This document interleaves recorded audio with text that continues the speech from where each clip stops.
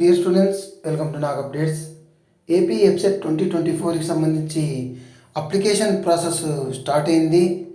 మనము ఒకసారి అప్లికేషన్లో ఎన్ని స్టెప్స్ ఉన్నాయనేది ఒకసారి చూద్దాము. ఫస్ట్ స్టెప్ కింద eligibility criteria and fee payment ఉంది.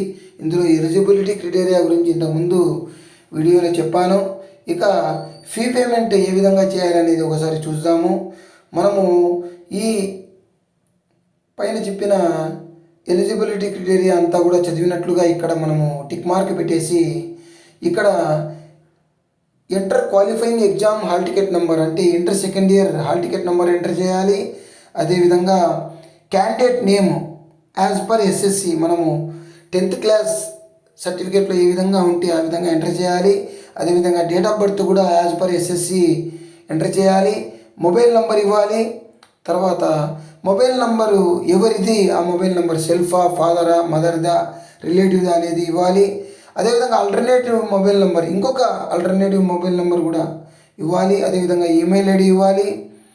ఏ స్ట్రీమ్కి అప్లై చేస్తున్నారు, ఇంజనీరింగ్ ఫార్మసీకా, అగ్రికల్చర్ ఫార్మసీకా, రెండిటికా అనేది మనము టిక్ పెట్టాల్సి ఉంటుంది. అదేవిధంగా మనకు కేటగిరీ కింద ఓసీనా, బీసీఏనా, బీసీబీనా ఇవన్నీ అక్కడ ఎక్కడైతే అక్కడ మనము టిక్ పెట్టాల్సి ఉంటుంది.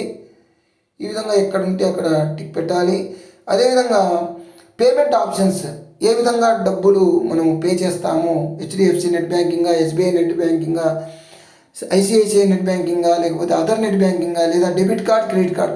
చాలా మటుకు దాదాపుగా అందరూ కూడా డెబిట్ కార్డ్తోనే కడతారు. సో మీరు వెళ్ళేటప్పుడు డెబిట్ కార్డ్ తీసుకెళ్ళండి.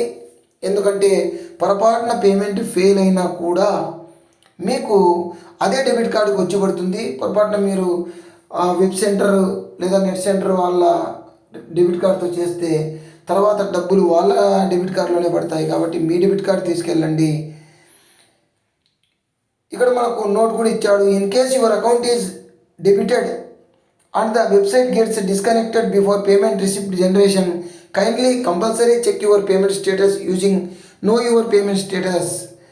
మీరు పే చేసిన తర్వాత ఏదో నెట్వర్క్ ఎర్రర్ వచ్చేసి కనెక్షన్ కట్ అయిపోయి పేమెంట్ ఫెయిల్ అయింది అనుకుందాం. అప్పుడు మీరు దాన్ని పేమెంట్ సక్సెసా లేదా అని చూడడానికి నో యువర్ పేమెంట్ స్టేటస్ అనేది ఒక స్టెప్ ఉంది, అక్కడ చూసుకోవచ్చు. ఇక్కడ మీరు వివరాలు ఎంటర్ చేసి ఇక్కడ మనకు నో యువర్ పేమెంట్ స్టేటస్ ఇక్కడ ఉంది. ఇక్కడ మనం వెళ్ళి ఇక్కడ మీరు qualifying exam hall ticket number అంటే inter second year hall ticket number, mobile number, date of birth, stream select చేసుకొని చెక్ పేమెంట్ స్టేటస్ మీద కొడితే మీ పేమెంట్ సక్సెస్ అయి ఉంటే యువర్ పేమెంట్ సక్సెస్ఫుల్ అని వస్తుంది. ఒక నంబర్ కూడా వస్తుంది. ఒకవేళ ప్రాబ్లం వచ్చి పేమెంట్ ఫెయిల్ అని వస్తే మీరు ఒకవేళ డబ్బులు కట్ అయినా కూడా టెన్షన్ పడుతుంది. వితిన్ 4-5 డేస్లో మీ డబ్బులు మీకు వెనక్కి పడతాయి. మీరు ఫ్రెష్గా ఇంకో పేమెంట్ అనేది చేయండి. సో ఈ విధంగా మనము పేమెంట్ అనేది ఏ విధంగా చేయాలి, ఏ విధంగా మనము సరి చూసుకోవాలి అనేది ఈ విధంగా మనము తెలుసుకోవచ్చు. All the best you. Please like, share and subscribe my channel. Thank you.